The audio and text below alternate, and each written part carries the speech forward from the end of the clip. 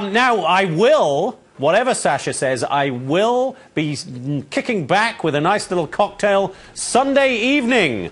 It's Oscar time, and as you all know, it is one of my favourite evenings of the entire year for the fashions and the movies. And who better to ask about the movies than Matt Atchity, our friend and editor-in-chief of my favourite movie website, RottenTomatoes.com. Great to see you as always, Matt.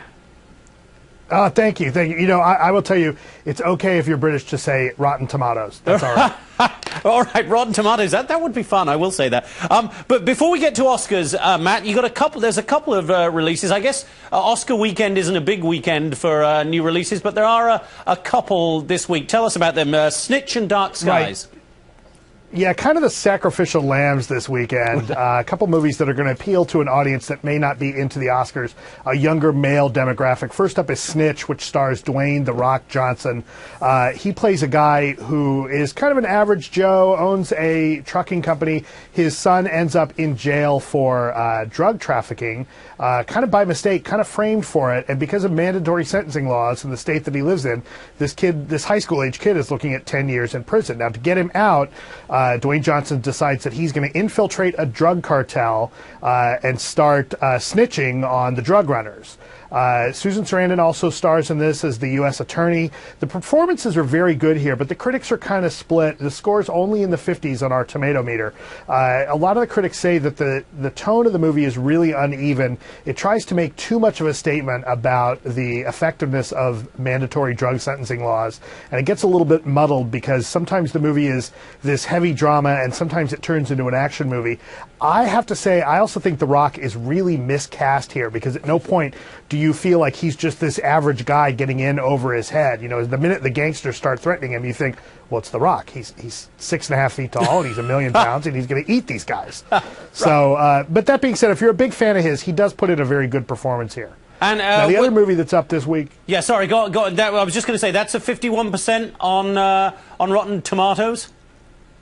Yes, which is rotten on our site, but it really means the critics are split on it. Right. Something doesn't get fresh until it's 60%, as you know. Yep. Now, the other movie that's up this week is Dark Skies, which is a scary movie from the producer of Paranormal Activity and Insidious and Sinister. This was not screened for critics. It stars Kerry Russell. She's the wife of a guy. They're this couple that lives in the suburbs, and mysterious things start happening in their house. Again, this wasn't screened for critics. If you like scary movies, you're probably going to like this, especially if you liked Paranormal Activity or Sinister. But, you know, nobody really hides a good movie, so I think that at least the studio is probably not expecting very good reviews here. But if you're a fan of these, you're not going to care about the Oscars, and you're going to go see the scary movie anyway. Yeah, good point. All right, talking about the Oscars, let's get to your thoughts on them, Matt. There's been some controversy around the choices, the nominations this year. Also, some controversy around the historical accuracy of a couple of movies, Lincoln, Argo, obviously Zero Dark 30. So where do you think we're going in terms of Best Director and Best Movie? Because people are going to watch those closely this year because of all of this. Yeah, I think that, you know, well, first of all, I'll say this. If you're looking to movies coming out of Hollywood for historical accuracy, I guarantee you're looking at the wrong place. That's a very good point. You know, very, very good point. Right? I mean, story overrides everything. That being said, I will say that I think Argo is going to be the one to beat this year. I think that's going to take Best Picture, in spite of the fact that Ben Affleck didn't get nominated for Best Picture. I mean, for Best Director. Now, I think that Lincoln and Zero Dark 30 have a shot. I think Lincoln's got a better shot at winning.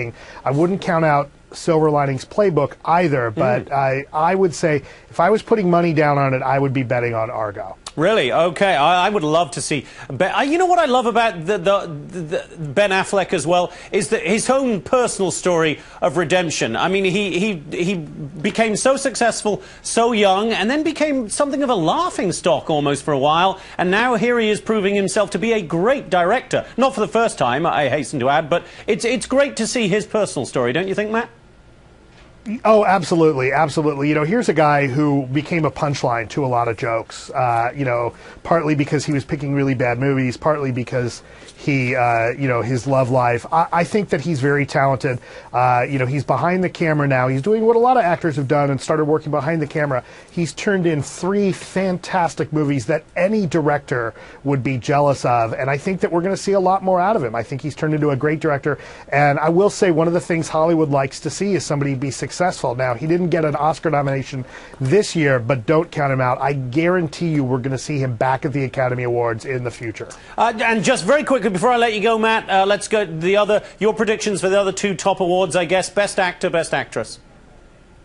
Best Actor is a walk. That's Daniel Day-Lewis. You might as well just give it to him now. He doesn't even have to show up. Best Actress, I think, is a little bit tighter. I think it's going to be close between Jennifer Lawrence and Jessica Chastain, but I got to go with Jennifer Lawrence because she won the SAG Award. So I think she's going to win for Silver Linings Playbook. All right, great to see you as always. I will put money on your predictions, of course, because you know everything about movies. Matt Atchity, Editor-in-Chief of Rotten Tomatoes, or RottenTomatoes.com. Check out the website. It really is, I know I say this every time, but it really is the best website out there if you're thinking of going to watch a movie, downloading a movie, getting a DVD, however you do it these days. Matt, have a wonderful weekend. Enjoy the Oscars. Thanks very much for being here.